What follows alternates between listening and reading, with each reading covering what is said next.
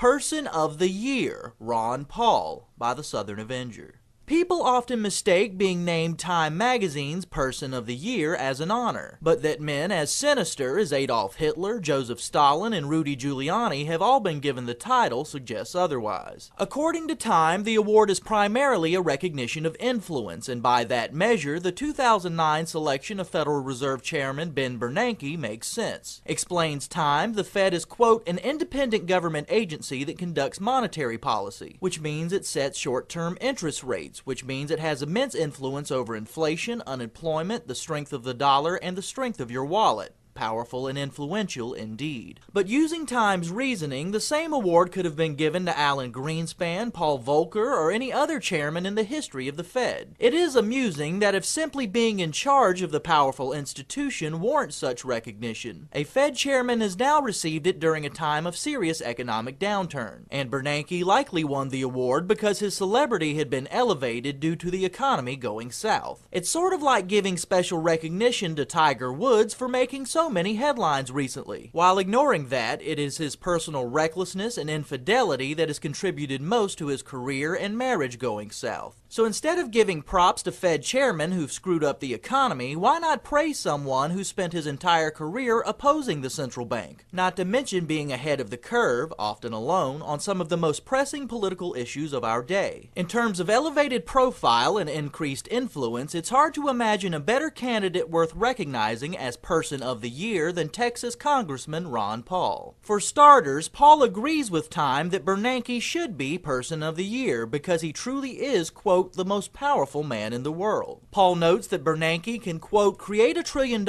in secret without any monitoring of the Congress. So there's no transparency, and I think he's more powerful than the president. And yet for years, decades even, Paul was virtually alone on Capitol Hill in calling to rein in the Fed. Today, the once extreme notion of auditing the Federal Reserve has become mainstream amongst Republicans and more than a few Democrats, due in no small part to Paul's lead, reports the Houston Chronicle, quote, as odd as it may seem, Paul has become one of the most influential Republicans in a capital city dominated by liberal Democrats. The subject that has brought him to prominence is the same issue that subjected him to ridicule from establishment Republicans for years: his long-standing opposition to the nation's monetary system and the Federal Reserve Board that prints money and controls its supply. On economic matters, he was seen as way outside the mainstream, University of Houston political scientist Richard Murray said. His views were somewhat 19th century in the view of a lot of economists. Well, they say history repeats itself, and suddenly Paul's 19th century thinking seems appealing to those suffering through the first economic meltdown of the 21st century. While many now embrace Paul's fringe thinking on the Fed, many Americans have also migrated closer to the congressman's thinking on foreign policy. When during the George W. Bush years, the Republican Party exchanged its traditional limited government rhetoric to advocate for war, Paul vocally opposed nation building in Afghanistan and the invasion of Iraq, ventures he believed were unjustified, unwinnable, and too costly. When running for president in 2008, many saw Paul as simply the anti-war Republican, a seemingly oddball position at the time, particularly amongst a field of GOP candidates whose platforms consisted mainly of trying to outdo each other in their enthusiasm for war. And yet as Obama continues with an almost identical foreign policy agenda as Bush, polls show that many Americans, including many Republicans, are now war-weary and skeptical as to what the U.S. endgame might be in the Middle East. Many are realizing there probably is no real end or no true victory in Afghanistan or Iraq, and many now realize that Paul had been right all along. Given the anxiety over economic downturn and costly military overstretch, it is not far-fetched to say that popular American opinion is likely now closer to Paul's thinking on those two major issues than that of either major party nominee for president in 2008, and particularly President Obama, whose poll numbers continue to plummet. Says the Houston Chronicle, quote, it's not that Paul has gone mainstream, rather the mainstream has gone Paulite. Not bad for a guy who just 2 years ago was considered persona non grata by his own party. And not bad for a man who continues to change hearts and minds not because of any grand strategy or particular political savvy, but mostly because, against overwhelming odds, he's refused to change one bit.